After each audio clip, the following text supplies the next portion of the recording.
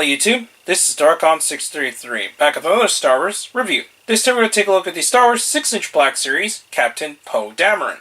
Now, this is actually a really nice figure, and the overall look of the character is definitely a lot better than what we've seen with the previous releases. Since it's been some time since we've seen any version of Captain Poe Dameron, or just Poe Dameron in general, in the 6-inch Black Series scale, it's nice that for the latest incarnation of the Star Wars toy line for Star Wars Episode VIII, The Last Jedi, Hasbro has went ahead and used the new technology to build their figures so they could be a lot more accurate to the actors in general. So that's really nice that we actually got a much better take on Captain Poe Dameron. Anyways, we're going to take a look at the standard box. The box is pretty much what we expect for the 6-inch Black Series scale. Has a picture of Poe Dameron there. Shows that he is number 53 of the releases, and have a bio on the back as normal. So now we're going to take a look at the figure more closely. Before anything else, here's the new version of Poe Dameron with his older self. Since the only version I currently own was from the 2-pack, here he is compared to the one from the 2-pack. And while the 2-pack one was still miles better than the original release that was in his X-Wing gear, Hasbro has definitely upped their game and made a much better face sculpt overall. I think it's really nice how this particular figure ended up. So now we're going to take the old Captain Poe Dameron, or just Poe Dameron to the side there, and we're going to take a look at the figure more closely. Articulation is pretty much standard. The head is on a ball joint, with movement forward and back, and a little bit from side to side. He has ball hinges at the shoulders, with good range of movement, no hindrance. Ball hinges at the elbows, single elbow joint there.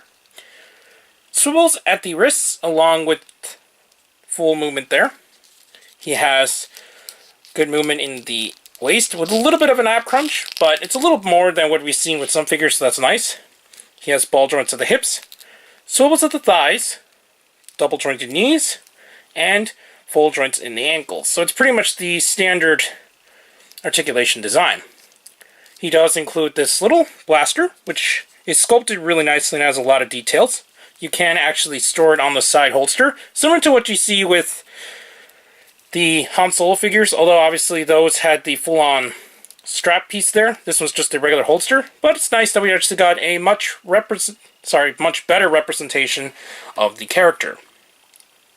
So overall, while you can't expect a whole lot for the design in general, I think Hasbro's definitely done a fantastic job in updating the character for the new Star Wars Episode VIII toy line.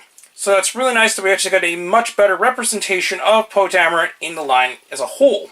I think he looks nice next to the other characters, but since I do not have all the characters yet, I'm just going to reserve that for a later date. But for now, it's nice that we once again got a really nice representation of Oscar Isaac, since it's definitely a much better representation of the actor throughout any of the figures they released up to this point. I got this from Amazon, and since the second wave is still kind of hard to find, your best bet is to check Amazon and maybe some other online retailers in order to find it, since a lot of the physical locations haven't really received this wave for what I can tell. Anyways, please comment, subscribe, and check out Hero Club and Hero Taku.